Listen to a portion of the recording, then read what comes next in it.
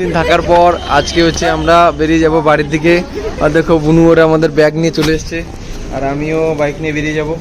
ঠিক আছে, আমার মাসির বাড়িতে খুব ভালো লাগলো, এরকমই এত সুন্দর ভালোবাসা পাবো এটাই আশা করেছিলাম, তো আশার থেকে বেশি দিয়ে ফেলেছে। যাই হোক, এখন আমরা বেরোবো তো হ্যালো গাইস, তো দেখো চলে আসলাম আবারও। দেখো আমি হাইওয়েতে উঠে পড়েছি, আর মাসির বাড়ি থেকে বেরিয়েছি জাস্ট 10 মিনিট হলো হাইওয়ে ধরে। এটা হচ্ছে কল্যাণী এক্সপ্রেস। এটা ধরে আমরা সোজা চলে যাব আমাদের বাড়ি।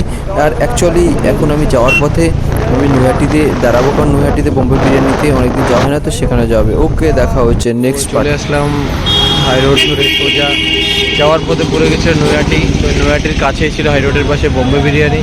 তো আমি এখন চলে এসেছি বোম্বে বিরিয়ানি ওদের নতুন আউটলেটে। আর দেখতে পাচ্ছ তাদের নতুন আউটলেট। এখন বাজে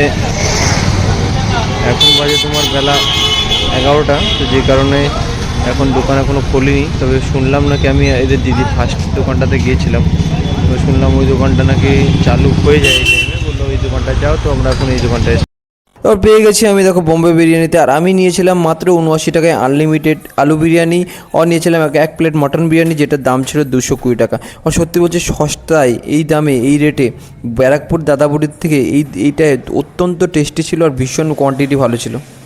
আর আমরা বিরিয়ানি খেয়ে নৈহাটিতে বোম্বে বিরিয়ানি খেয়ে আমরা সোজা বেরিয়ে পড়ি আবার কল্যাণী এক্সপ্রেস হয়ে ত্রিবেণী বড়পাড়া হয়ে আমি বাড়ির পথে।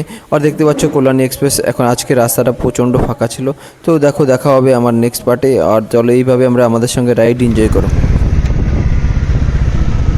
দেখতে পাচ্ছ এটা হচ্ছে কল্যাণীর উপরে যে প্রজেক্টটা হচ্ছে, যে ব্রিজের সেই প্রজেক্টটা দেখো কত সুন্দর লাগছে চারিদিকে। দেখো এটা হচ্ছে তোমার এই সাইডে তোমার পান্ডুয়ার থেকে কানেক্টেড হবে হয়ে কল্যাণী হয়ে, মানে চারিদিক দিয়ে কানেকশন দিচ্ছে। আর কত সুন্দর লাগছে দেখো ভিউজটা, ড্রোন শ্যুট নিলে আরও ভালো লাগবে।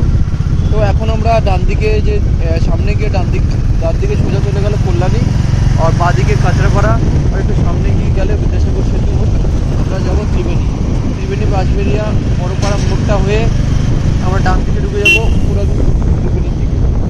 আর নন্দা তোমার কেমন লাগছে? হ্যাঁ, ভালো লাগে। নন্দা খুব লজ্জা পায়।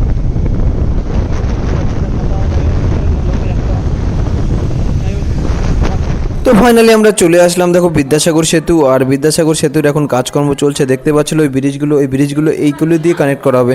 তো আমরা বিদ্যাসাগর সোজা হয়ে আমরা এখন ত্রিবেণী বড়পাড়া যাব, বড়পাড়া হয়ে আমরা এখন সোজা বেরিয়ে যাব বাড়ি। যাই হোক, আমি এখন পৌঁছে গেছি বাড়ির একদম কাছে, আর গাড়ির তেল একদম শেষ হয়ে গেছিলো, তো আমি এখানে ফুয়েল আমি ভরে নিলাম।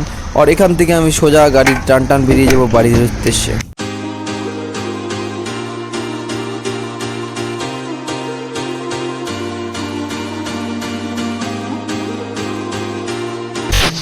আর মোটামুটি 2 ঘন্টা লেগে গেল প্রায়, আস্তে আস্তে গাড়ির তেল ভরলাম, তো টাইম লেগে গেল। তো ভিডিওটা অনেক ছোট্ট ভিডিও হয়েছে, তো সবাই অবশ্যই দেখবে। তো ভিডিওটা আমি এখানেই এন্ড করছি। তো সবাই খুব ভালো থেকো, সুস্থ থেকো। তো দেখা হবে কোনো একটা নেক্সট ভিডিওতে। ওকে, টাটা, বাই বাই।